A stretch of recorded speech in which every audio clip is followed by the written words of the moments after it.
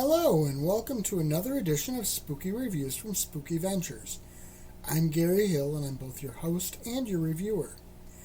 This is our 216th episode, and this time around I'm looking at the DVD release of a movie called Deadly Playthings.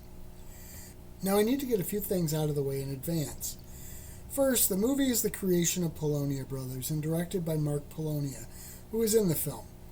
As a low-budget indie filmmaker myself, I'm a big fan of what he does. He creates these films on a shoestring budget and really leans into the limitations that creates.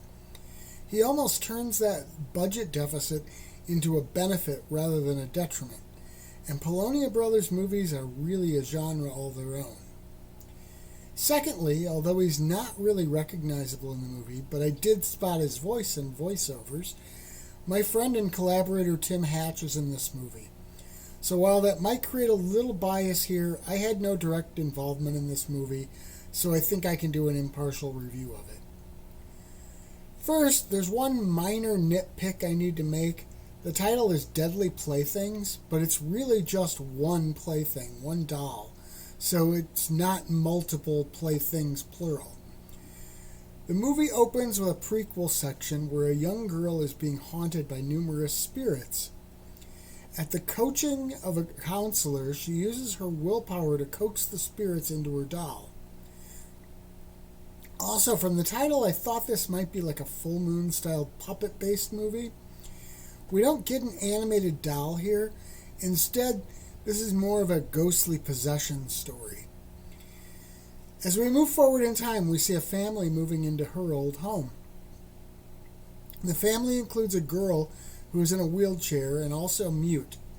Eventually, that same doll winds up in her possession, and it's not a good thing. I'm not going to give a lot more plot of the movie here because I don't want to provide spoilers. I will say the plot of this movie at times makes me think of another Polonia Brothers film, Hell on a Shelf. It's probably less about the plot, though, and more about the fact that I think it was filmed in the same house. Now, I'm basing that on memory. It's been a couple of years since I saw that movie, but I remember some of the basement scenes as being very similar. And that's not a complaint, but rather just an acknowledgement. If you're a fan of indie films, I probably don't need to say this, but for those who are not, don't come into indie movies expecting Hollywood performances or effects.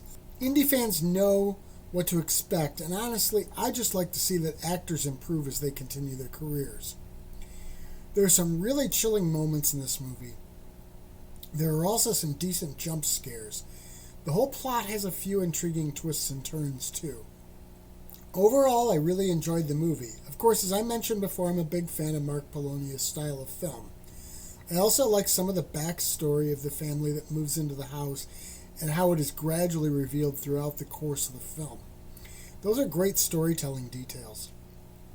Overall, this is a creepy indie movie that delivered well for me. It doesn't really have a lot of bonus materials, but I get movies for the film itself and not the bonuses. Spooky Ventures is the home for spooky content and spooky merchandise on the web. Check it out today at spookyventures.com. And remember, always keep it spooky.